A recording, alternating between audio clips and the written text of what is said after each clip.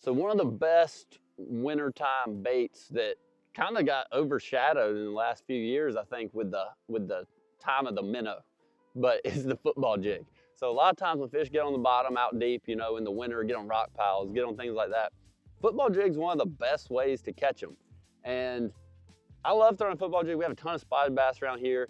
The spotted bass really like a football jig. Largemouths do too, and that's why I kind of want to talk about like the different variations. The things that I do to my football jigs, kind of if I think I'm targeting spotted bass, I think I'm targeting largemouth. If I'm fishing, you know, 15 foot or less, if I'm fishing deeper than 15 foot, there's a lot of kind of little niches that I like to do with my football jigs to make them better for certain things. Maybe it's better hookup, better, you know, fishability, things like that. So a football jig's a football jig, but there's a lot of little things you can do, and how you present it makes a big difference. So when it comes to my box of football jigs, you know, I'm all about keeping it simple. So I carry essentially two colors, and not because I think that's the only two fish will bite, but just because I like simplicity. And I think if they're willing to bite the two colors I'm about to tell you, then they'll bite any color. Like, I think these are the two best colors for football jigs, and that is your typical brown and purple, peanut butter and jelly. You know, it's called all kinds of different things. This is a greenfish tackle football jig, and essentially it's got a little purple in it, a little pumpkin, and brown. It's a peanut butter and jelly. And then also I carry a green pumpkin, watermelon green pumpkin color. This is green pumpkin, a little purple in it, just because that's what I had tied, but basically a green pumpkin. So the reason I carry two colors is a lot of times when I'm fishing a football jig, you know, I think fish might be feeding on bluegills or something like that. I throw the green pumpkin one. Generally it's crawfish though, and that's when I throw the peanut butter and jelly color. And when it comes to these two, I carry two sizes in football jigs as well. Keep it simple. I carry a 1/2 ounce size, and then the slightly bigger 3/4 ounce size. And I try to go with 1/2 ounce if at all possible, because I've had this happen multiple times. Actually, this is just one of those instances, you know, those things that stick in your mind that goes back since I was in college. Is I fished a BFL at Lake Hartwell, catching them on a football jig, and I was throwing a 3/4 ounce jig, and I caught some big ones, but I lost some really big ones because the 3/4 ounce is a big head, and it's just harder to get the fish in the boat. It's a bunch of head. They come up and shake it if they're not getting it real good, especially spotted bass. You can lose the fish really easily on the heavier 3/4 ounce jig. But the reason I carry a 3/4 ounce is because a lot of times if you're fishing really deep, you know, 25 plus, that 3/4 ounce is necessary, because even if you hook them better on the half, it just takes so long to fish that you're not as efficient. So I always still carry a 3/4, but I try to throw a half if at all possible. And with that being said, when it comes to 1/2 ounce jig, the way I get around the going to heavier size often is I only carry one type of football jig.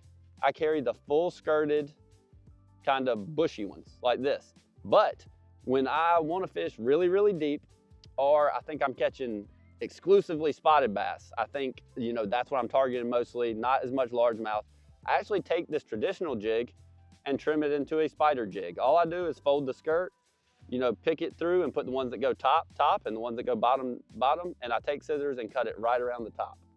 And what you end up with is, like, a lot of people would call it a spider jig, but it's just the same football jig. I just don't have to carry two models in my box. I just got 15 or 20 traditional ones, and I can turn one into a spider jig at any moment. And the spider jig, the skirt's a lot thinner, a lot less material, still the same brown purple color, but with it being smaller, it falls a lot faster. So you can get away with that 1/2 ounce a lot deeper than you can with the full skirt, because the full skirt falls much slower than once you trim it down. It's just a lot thinner, and the spotted bass can get it and you can hook them. Because the bigger jig, they'll still bite it sometime, but they're a lot harder to hook with the big full skirt if you're targeting 2.5 pound spotted bass, which are good ones at some lakes around the country.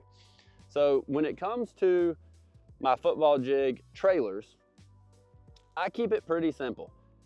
Generally, 9 out of 10 times, I'm gonna throw a Zoom creepy crawler trailer. It's just a split tail, like it's just a twin tail grub. I'll put a speed crawl, Z-Crawl Junior, sometime like that. I think it gets about the same bites, but I like that creepy crawler because it doesn't have a ton of water resistance to it.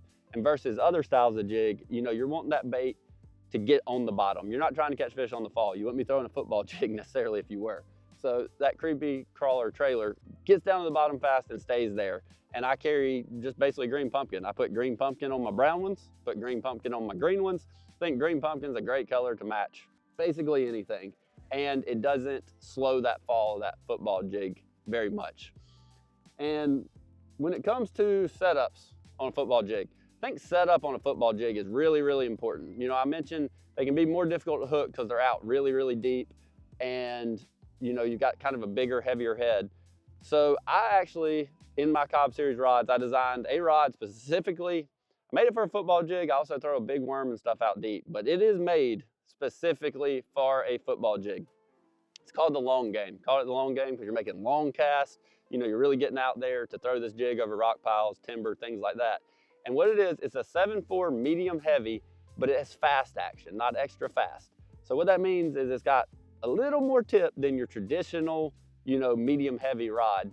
So it's gonna feel a little mushy, but that's by design. So you want kind of that softer tip because with a football jig, I don't throw heavy line.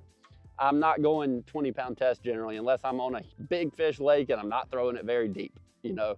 But generally football jig fishing, especially the lakes I usually do it, where I'm targeting a lot of spotted bass and fish out really, really deep, I'm very rarely can go heavier than 15-pound test. 15 or less, generally 12-pound test is my go-to on a football jig. And what this rod allows is you could, you know, get excited when you get a bite way out there real deep. And I tend to set the hook a little too hard. So this rod is forgiving with that because the tip loads up with the 12-pound test. You won't break your line. You won't break your line on the hook set like you can do with a kind of sharper, crisper rod. And so it's the perfect rod of that, and 7.4 allows me to throw it a lot farther and take up more line on that hook set without having to have that heavy tip to hook them. So use the G7 reel just because I can cast real far, and I like uniform reels on everything. Any video you ever see me do, it's probably gonna be a G7 reel. I don't change it up very much. But the right setup on a football jig really can help you land those fish and fish it a lot more effectively.